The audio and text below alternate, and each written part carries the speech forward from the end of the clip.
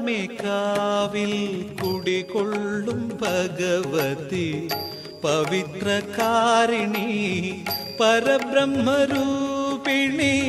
അടിയന്റെ ജന്മമാം ഓലക്കുടയ്ക്കും നീ അമരപദം നൽകൂ അമ്മേ അമരപദം നൽകൂ.